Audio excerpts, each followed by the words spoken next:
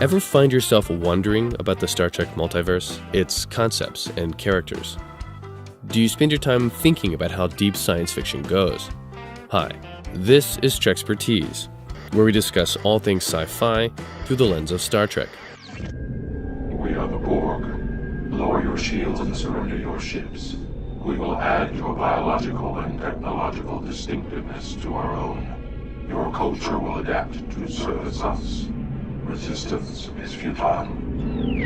The Borg. Hands down the most frightening adversary the Federation has ever faced.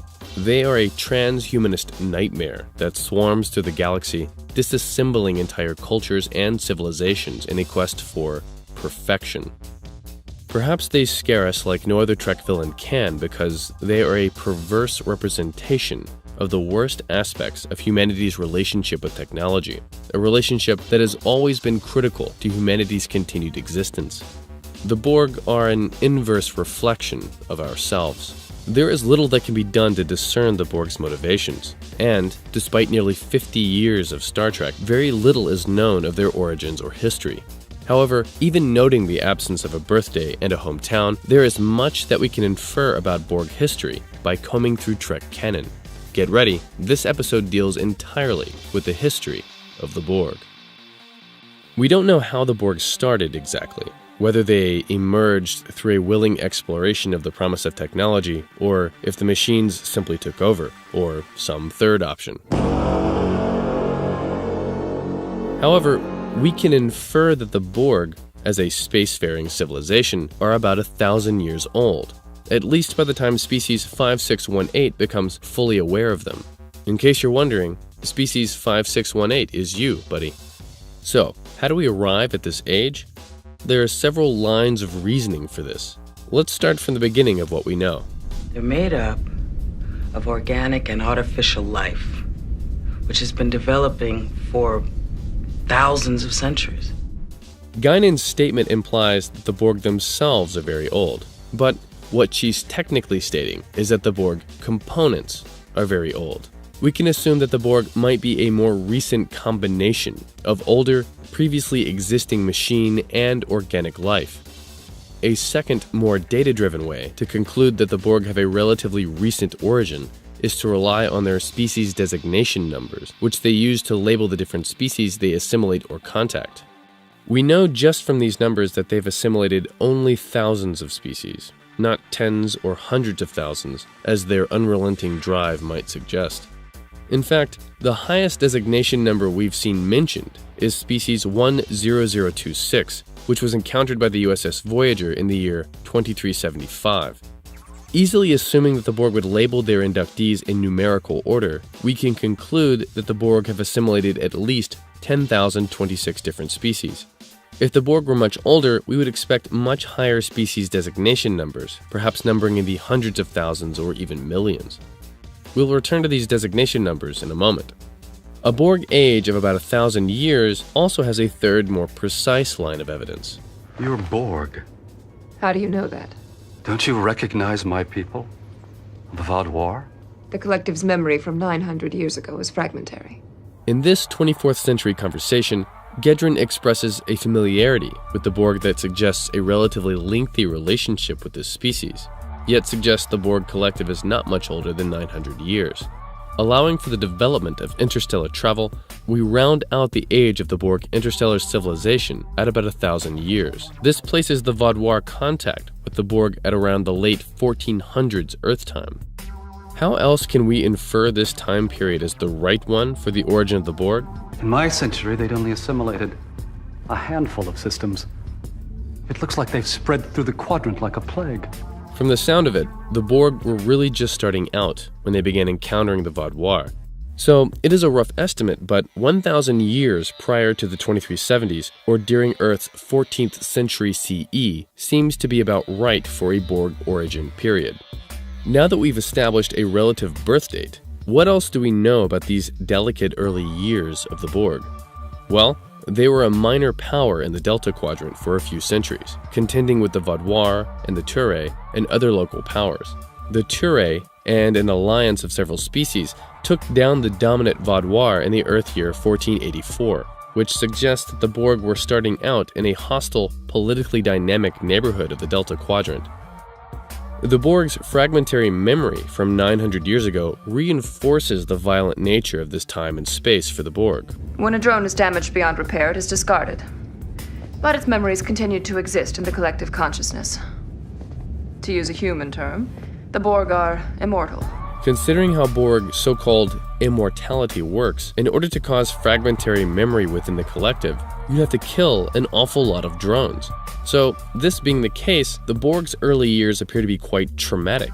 One would assume it was a period of slow expansion and perhaps more than a few setbacks. Interestingly, we can further infer a rate of early Borg expansion based on the species designation numbers we mentioned earlier. Note this conversation from the Voyager episode, The Omega Directive. When did the Borg discover Omega? 229 years ago. It began with species 262. They were primitive, but their oral history referred to a powerful substance which could burn the sky. The Borg were intrigued, which led them to species 263. So, we know from this conversation that species 262 and 263 were assimilated in the year 2145. If species 10026 represents the latest Borg inductee in the 2370s, then we can calculate that in the 229 years between 2145 and 2374, the Borg assimilated approximately 42 species per year for a total of about 9,751 species. The Borg rate of expansion from the 14th century through to 2145 was about 2 to 3 species per year. So the Borg started out slowly, gained speed through the centuries, and exploded in the 22nd century. It is also in the 700-year time frame after the fall of the Vaudois in 1484 and before the Borg discovery of the Omega particle in 2145 that the Borg managed to gain access to transwarp conduits. This was a huge deal for the Borg, as it allowed them to appear on the doorstep of many civilizations that weren't necessarily adjacent to Borg space. Considering the drastic increase in assimilation rates, Borg acquisition of transwarp conduits may have occurred closer to the 2145 date. The next point that we see the Borg on our timeline is in the year 2063, as they travel back in time from the year 2373 to assimilate the Earth. They fail thanks to some heroic Starfleet personnel. Wreckage from this failed time travel assimilation plot lands in Earth's Arctic region, where humans discover it in 2153, 90 years later. Revived drones attempt to take advantage of the situation, but are again stopped by Starfleet personnel. Sometime around 2265, the Borg assimilate the Elorian homeworld. Elorian refugees like Guinan, Martis Mazur, and Dr. Tolian Soren scatter out into the surrounding galaxy, reaching Federation worlds like Earth around 2293. It is an injury from which the Elorian race may never recover. As a response to the Elorian assimilation, Starfleet must have begun a more formal, probably classified investigation into the Borg around 2293, and very likely took note of the Borg drones discovered on Earth back in 2153. In 2353, human exobiologists Aaron and Magnus Hansen begin a years-long study of Borg behavior. They carry their young daughter, Annika, with them aboard the USS Raven, a small science vessel. A few years into the study, the Borg assimilated the entire family. Little Annika would go on to become 7 of 9. I do not enjoy crowds. But you were in the collective. Wasn't that like a big crowd? In 2362, the USS Tombaz assimilated near the border with the Romulan Empire, indicating that the Borg were making incursions around the edges of Federation space. Other ships and outposts in this area of space are destroyed or assimilated through the year 2364. In 2365, the USS Enterprise D, courtesy of Q, encounters the Borg formally. Commander Shelby is brought aboard as a Borg expert in 2366 and 67 during the Next Generation's The Best of Both Worlds, indicating that Starfleet already had some prior information on the existence of the Borg, thanks to the Arctic discovery of 2153, the Elorian refugee situation in 2293, and bold scientists like the Hansens. In 2366 and 67, the Borg attempt their first invasion of Earth. They fail, but not before destroying 39 Federation starships. This is known as the Battle of Wolf 359. In 2369, we learn that, for various reasons, the Borg can splinter into different groups. The Enterprise D encounters one such group of disconnected Borg, led for a short time by the android Lore. Another group of quasi-ex-Borg are discovered by the USS Voyager in 2373, disconnected from the hive mind. Also in 2373, the Borg attempt their second invasion of Earth, starting with the destruction of a colony on Ivor Prime. This attempt, as you already know, makes use of time travel back to 2063. In 2373 and 74, a war breaks out between the Borg and species 8472, which nearly cripples the collective. Despite years of being defeated by Starfleet, this is the first time we see a serious threat to Borg existence. In 2377, Unimatrix Zero, a sort of collective unconscious that some Borg drones find they can visit mentally while regenerating, is discovered and subsequently destroyed. The Unimatrix incident results in an active uprising from within the Borg, which continues through the late 2370s. In 2378, a time-traveling Admiral Janeway appears from the year 2404 to save the USS Voyager from its original tragic timeline. In the process, Voyager destroys one of the Borg's primary population centers. The Admiral's plan also knocks out a major transwarp hub and infects the collective with a neurolytic pathogen, which breaks down hive mind communication. Little is known of the Borg after this incident.